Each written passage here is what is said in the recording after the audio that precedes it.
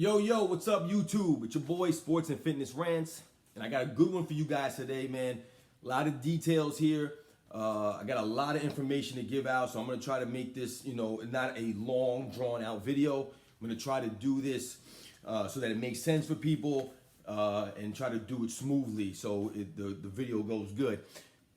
If you haven't already, subscribe to my channel, please. I'm new, trying to, I'm up and coming. Click the like button, please. These videos I'm trying to disseminate this information out there for people because over the last couple of years, man, over the last year specifically, there's been a lot of nonsense being said on the internet, on these ESPN shows, all these other shows. People, they're not really being accurate. They're not being honest, man. They're not being truthful. They're not being genuine. All right. So I'm here trying to give you guys some information. So today's video, in this video today, I'm specifically going to be going into a deep dive into Michael Jordan scoring titles. But not only Michael Jordan scoring titles, I'm going to do a deep dive into the 10 scoring titles before him and the 10 scoring titles after him. So a lot of people may not realize that Michael Jordan, many people consider him, if not everybody, consider him the greatest player of all time as far as basketball is concerned. But many people also consider him the greatest scorer of all time, which I think is pretty much, it's a no-brainer. I mean, the evidence is there with the 10 scoring titles, 7 consecutive at one point.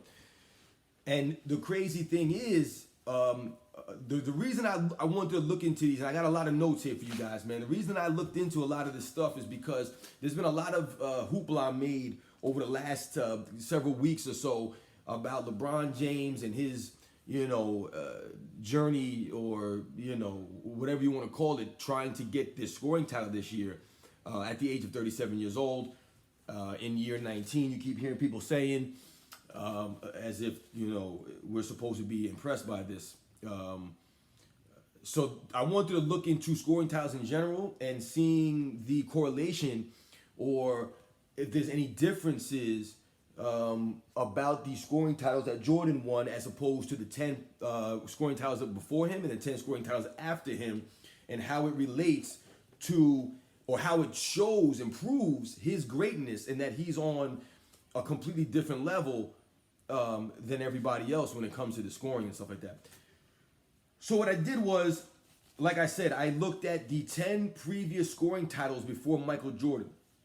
So Michael Jordan won his first scoring title in the 86-87 season, right? And he proceeded to win 7 straight. From 86-87, right? He won 7 straight titles, with his last one coming in the 92-93 season. And then he retired for the year and a half, came back, and then he won 3 more in 96, 97, and 98 for a total of 10. So if you go back to the first 10, so the NBA-ABA merger, right, was during the 77 season, 76-77, ABA and the NBA merged into one league, right?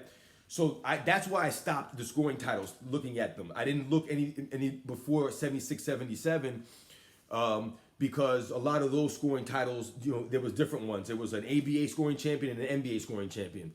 So I didn't want to get into all the ABA stuff, or the early NBA stuff, even some of the Wilt Chamberlain stuff of the 60s. Just because it's a different era, it's a different time. Wilt Chamberlain's a center, Michael Jordan is a guard. So it's a little bit of a difference. So I didn't want to, like I said, go past the ABA NBA mergers anyway. So the first season I looked at was the 76-77 season, and I went all the way up until the 2007-2008 season. That's why I stopped. And the reason I stopped at the 2007-2008 season, like I said, I wanted to try to keep it even. Michael Jordan had 10 scoring titles. I was trying to go to 10 previous ones and then the 10 ones after him. Now, I didn't look into the 2 scoring titles when he was away at baseball in the first retirement, 94-95. I didn't look into those scoring titles for this alone. Like I said, I wanted to keep it 10, 10, and 10 to get a nice round number, to get some good averages, and to see, like I said, the differences, and really what was special about Michael Jordan's scoring titles opposed compared to these other people's scoring titles. And I'm going to get into this right now. So in the 76-77 season, you had Pistol Pete Maravich, he won the scoring title. And I'm going to look at my notes, guys, from time to time. I wrote a lot of numbers down. It's a little messy here. But anyway, Pistol Pete Maravich, he won the 76-77 scoring title with an average of 31.14 points per game, right? And he played 73 games, and he shot 43%. And this was on 28 field goal attempts per game, okay? He averaged 28 field goal attempts per game, shot 43%, 31.14 average. Pistol Pete Maravich, 76-77. Played 73 games, all right? Now, Pistol Pete was he had a short career. He was a really good scorer. He was a really good facilitator also. Obviously, he's just a great player. All these players are great players. And the record for the, I believe it was the New Orleans Jazz, excuse me, when he played. Their record, now I only highlighted, excuse me, records for people who won a scoring title and had a losing record. All right? This is what I highlighted. So the record of the Jazz team that Pistol Pete won the scoring title, they were 35-47 that year. 35-47. Did not make the playoffs. Excuse me. 35-47. Now the next scoring title was won by in the 77-78 season was won by George Gervin. And he averaged 27.22 points per game. He played all 82 games. And listen to this. He shot 19.6 shots a game, which is amazing, and shot 53%. Now, there's a common theme that you're going to start to see here with a guy like a George Gervin, who is very underrated when it comes to scoring. You never hear George Gervin's name brought up in these scoring debates about who's the greatest scorer of all time or who are the top 5 or 10 scorers in NBA history. George Gervin's name never comes up. And I'm telling you, when you start to hear his name come up and the shooting percentages that he was shooting, I couldn't even believe it. I was shocked. So that was the 77-78 season. George Gervin, 27.22, right? For the San Antonio Spurs. The next season, 78-79, George Gervin won again. 29.56, played 80 games. He attempted 21.9 shots a game that season to come up with that 29.56 average. And he shot 54% from the field. 54%. So now you had his first scoring title, he shot 53. Now he's won 2 in a row. This one is 54%. George Gervin won 3 in a row, right? He wins 3 in a row, 80 and 81. 79-80. George Gervin wins again. 33.14 points a game. 33.14 for George Gervin. 78 games, 24.9 shots a game that season. 52% shooting for the Iceman. 52%. The man's won 3 straight scoring titles. 53, 54, and 52% shooting for those scoring titles on 24 shots, 21 and 19 shots. I mean, that's an incredible percentage for a shooting guard / small forward playing in the early to late 70s, in the late 70s to the late 80s or the mid 80s. To have those kind of percentages, I mean, that's amazing, right? I'm thinking about someone averaging 33 points a game in this generation on 52% shooting. I mean, that's pretty remarkable. I was amazed when I saw these numbers by George Gervin. Anyway, the next season, 80-81. And the San Antonio Spurs had winning records all those seasons, by the way. 80-81, Adrian Dantley. Now, I don't know much about Adrian Dantley. Shout out to Too Raw for Sports. I've heard him mention him several times. I don't know much about Adrian Dantley. I looked a little bit at his career doing this research or whatever. So in 80-81, Adrian Dantley, he averaged 30.65 points per game that year. 30.65. He played in 80 games and shot 20.3 shots a game. And shot 55%. 55% on 20 shots. Averaging 30.65 points a game. 55% shooting. Like, see, it's crazy. Right? The only thing about Adrian Dantley that season is that I believe he played for the Utah Jazz at that time. I think they were the Utah Jazz then. The record of the Utah Jazz was 28-54. 28-54. So they were terrible. They were a terrible team. So basically, Adrian Dantley was out there, And like I said, I don't know his career well to speak on him as his career as a whole. But basically, what it seemed to me that season was Adrian Dantley was out there by himself, and he was trying to score as many points as he could to keep his team in games. I'm assuming that. All right, it's an assumption I'm making there. All right, 20 and 54 though. So right, not good, not a good team. So he was a scoring champion on a very bad team. The next season, 81-82, George Gervin wins again. So now you see George Gervin has won 4 scoring titles in 5 seasons.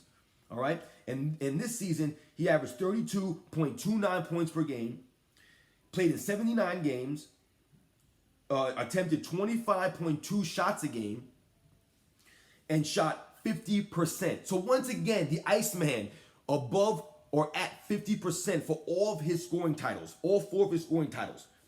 That is pretty impressive considering the era that he played in and considering the amount of shots that he was taking in some of these seasons.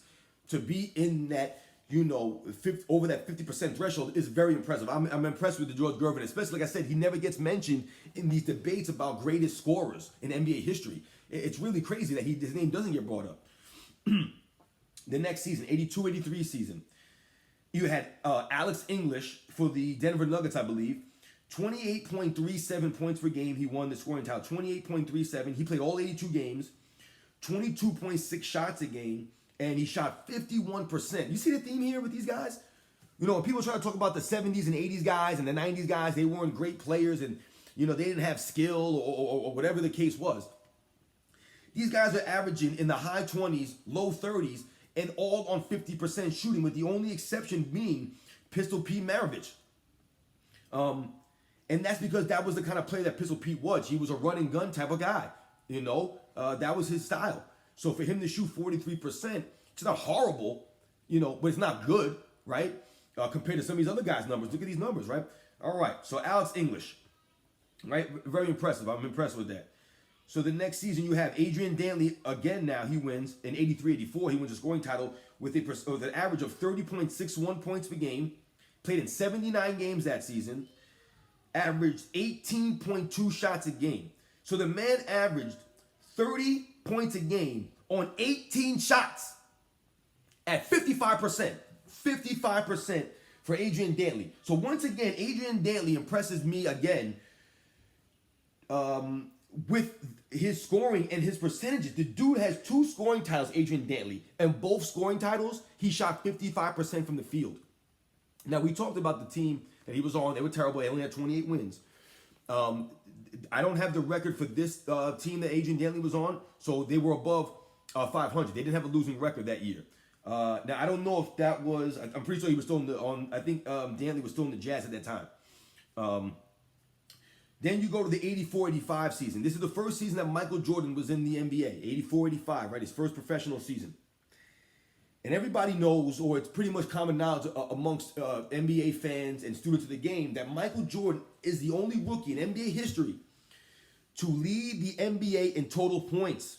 He led the NBA in total points that year. But something weird happened that year, and Bernard King won the scoring title in 84-85. And the crazy thing about Bernard King scoring title, and this is how it relates to LeBron James, who's trying to go for the scoring title this season, 2022, right? Bernard King averaged 32.89. It was a pretty impressive points per game. He shot 23.7 shots a game and shot 53%. Very impressive, right? Here's the kicker, though. He only played 55 games that season and was still eligible and qualified for the scoring title based off of, the averages, I guess, how they average these things. And if you give him a couple of extra more games, does he still have the average? I think that's how they do that. But anyway, he played 55 games that year. And by far, in a non-lockout season, that's the least amount of games played for a scoring champion. Right? Now, the Knicks record that year, see, here's the other kicker. The Knicks record that year, they were 24-58. 24-58. Now, granted, a lot of that is because Bernard King only played 55 games that year. Patrick Ewing was a rookie. It's one of those things where, it's really weird, to see something like that. That really jumped out to me. All right. So now 85-86 now. You had Dominique Wilkins, who another guy who doesn't really get brought up in these all-time, top 5, top 10 scorers of all time lists. Dominique Wilkins was a great scorer. Dominique Wilkins, 30.33 points per game, 78 games played, 24.3 shots a game on 46% shooting. Not bad. 46% is not bad. If anybody knew Dominique Wilkins, he was a volume scorer. All right, he wasn't as efficient as a Michael Jordan, let's say. He was a little bit more of a volume type of guy where he needed, to put up a little bit more shots to get his points. But the man was super exciting to watch. Hence the name, the human highlight film, right? The human highlight reel.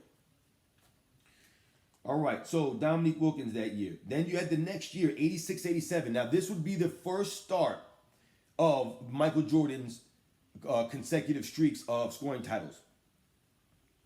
Michael Jordan, 86-87, 37.09 points per game, which is by far the most points per game of a scoring champion of the previous 10 that I had mentioned. The highest person in that previous 10 scoring champions was 33.14 by George Gervin. So Michael Jordan, in his third season, really only his second season, because remember his second season he was out all year with the foot injury. So really his second full season, Michael Jordan averaged 37.09 points a game. That's insane, man. This is ridiculous, man. Ridiculous that you could be that young in the league and be averaging those kind of points.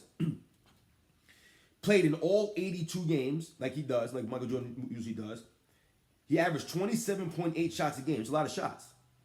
And averaged 48% field goal, at a 48% field goal rate, which is really good. To take 27.8, that's a lot of shots, man. But to average 48% on all those shots, that's pretty amazing, man.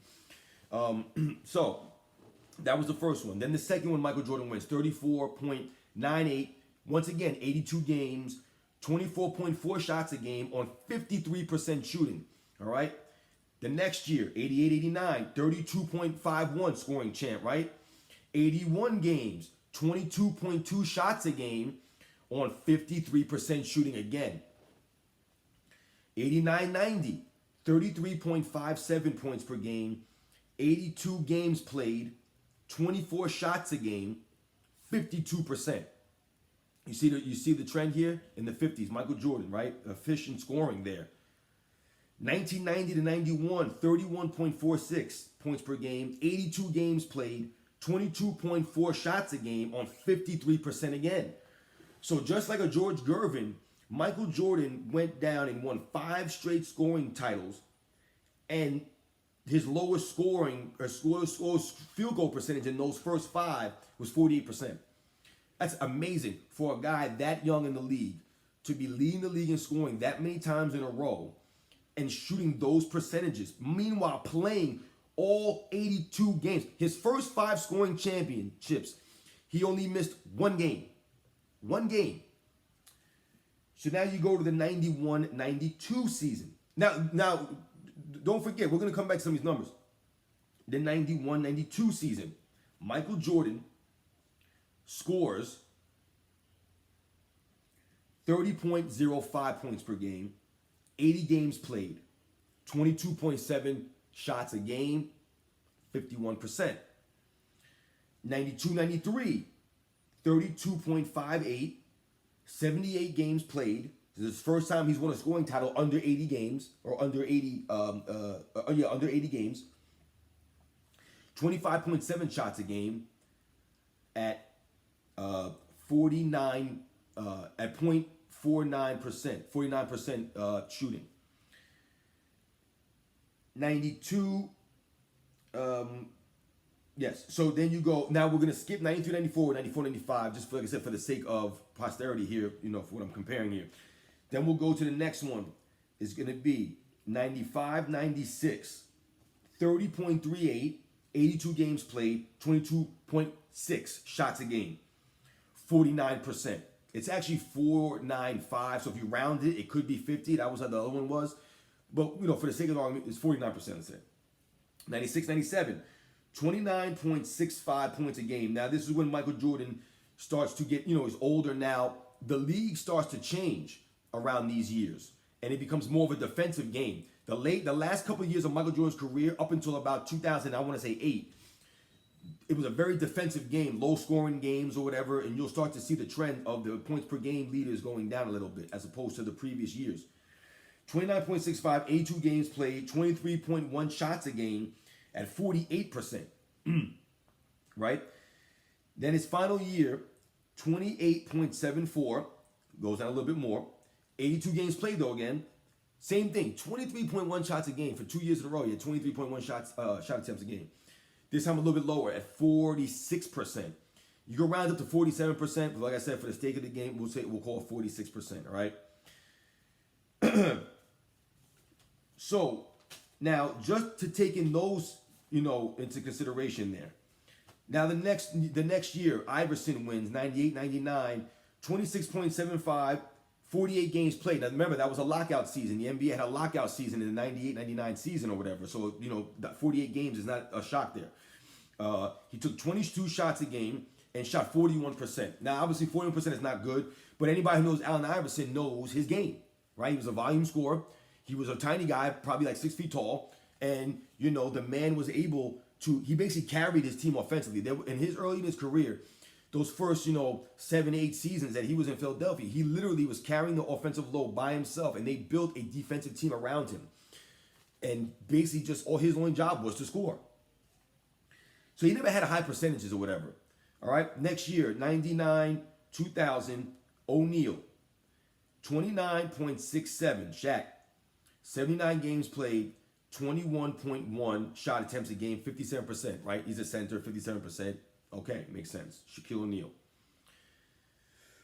Then you have Iverson in 2000, 2001, 31.08, 71 games played, 25.5 shots a game, 42%. 42% for Iverson. The next year, Iverson wins again, 01-02 at 31.38 points a game.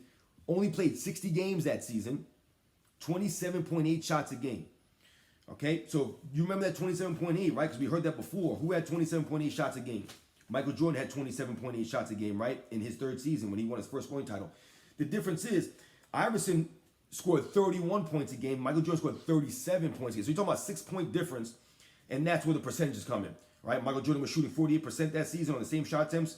Iverson, on the same shot attempts, was shooting 39% that season. 39%, which is by far the lowest percentage for a scoring champ that I've seen in these numbers, 39%. Then you have the next season, 02-03, Tracy McGrady at 32.09, 75 games played, 24.2 shot attempts a game. Tracy McGrady, 45%.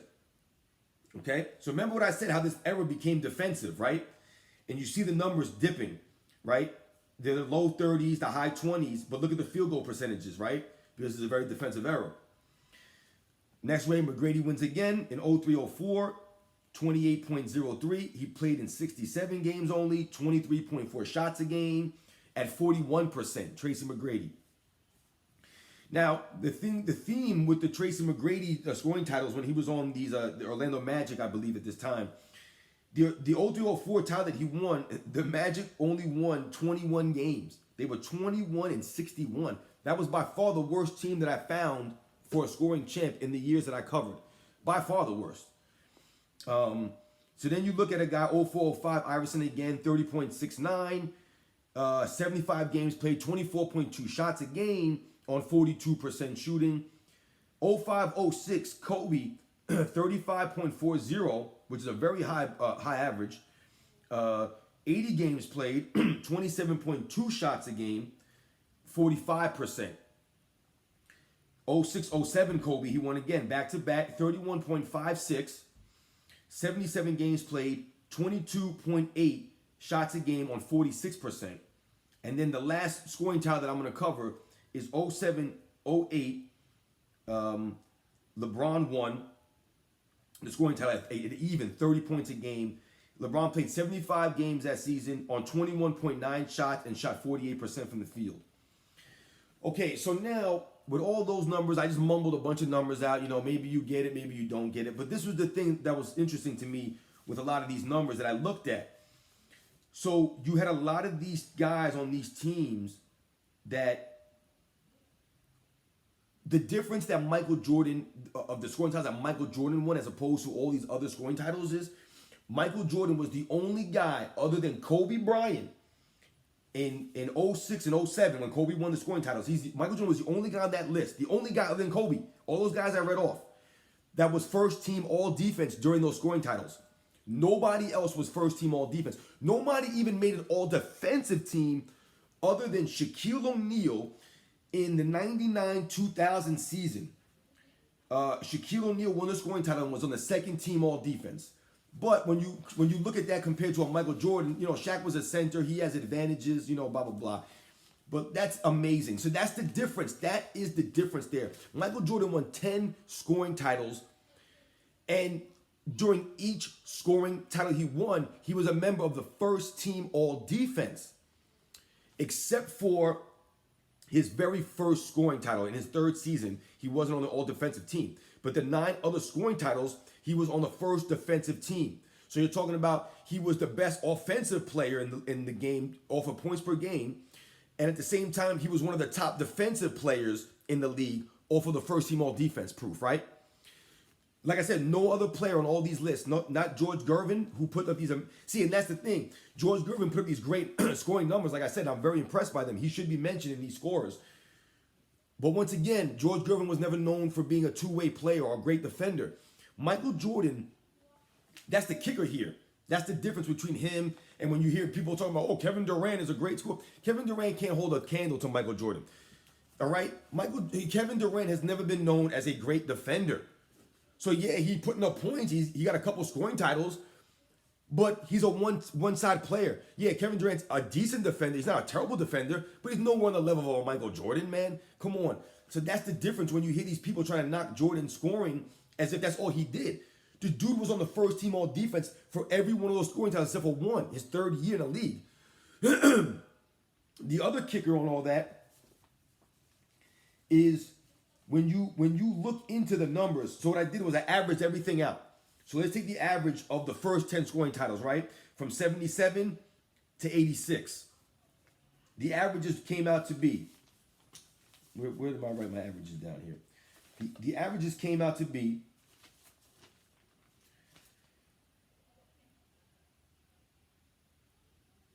22.87 shots a game. That was the average of those first 10. They averaged 22.87 shots a game, 51% shooting, which is very good.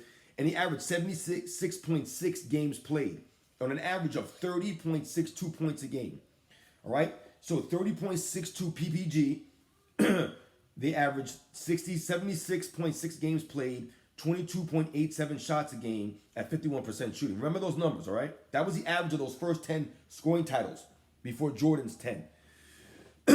All right? Then the next 10 after Jordan's titles averaged out, and this is what I was talking about, the defensive era.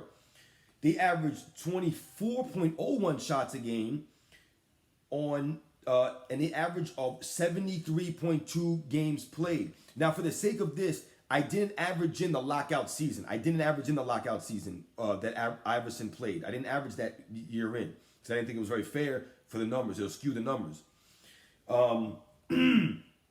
So I didn't count that season on the list or whatever. So they averaged 73.2 points a game. 73.2 games played on 45% shooting, 30.66 points per game. All right, on 24 shots.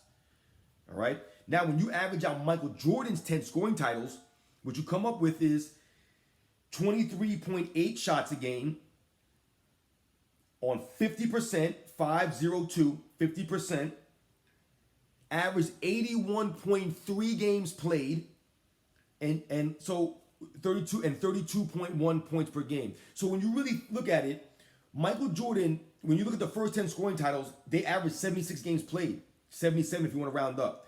When you look at the next 10 scoring titles, they averaged 73 games played. 73. And then when you look at Michael Jordan, he averaged 81.3. 81 games played he averaged. So basically he played every single game, which will skew your numbers. If Michael Jordan only played 70 games in all those seasons, his numbers would have been a lot higher, right? Because of the points per game would have been more because he would have played in less games, right? There would have been less chances for him to score under his average. That's what's amazing about this when you look at it compared to everybody else. And his numbers, he averaged 50% shooting on these scoring titles. 50% shooting on these scoring titles. When you look at the other eras, they averaged the same thing, right? The first 10 era, that's that late 70s into the mid 80s, they averaged 51%, right? But here's the kicker, though. They took one less shot than Michael Jordan did. They averaged 22 shots a game. Michael Jordan averaged 23 shots a game. So the percentage is pretty much even. And like I said, Michael Jordan played in almost 5 more games than those people. Almost 5 more, 4 or 5 more games. They averaged 76, 77. Michael Jordan averaged 81. So if you extrapolate those games, you know, then maybe their percentage would dip a little bit.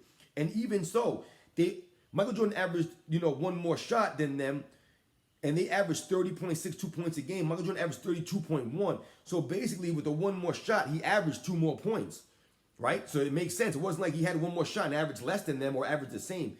His average is 32.1. And when you compare that to the next 10, the next generation of players, at 45% shooting, like I said, it was a defensive error. 24 shots a game, which is mostly because of guys like an Allen Iverson. You know, he would take a lot of shots or whatever. Tracy McGrady. 24 shots a game, which is 1 more shot than Michael Jordan. They scored 30.66. So basically the same as the previous generation, but they took 2 more shots to get the same average.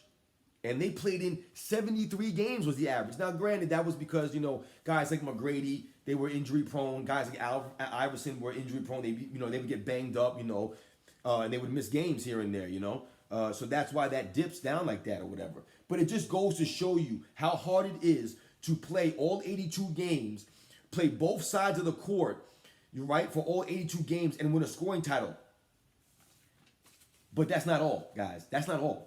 That is not all. That's not the kicker here. You know what the kicker is in all this? This is the kicker here in all this, guys. Michael Jordan is the only player other than Shaquille O'Neal,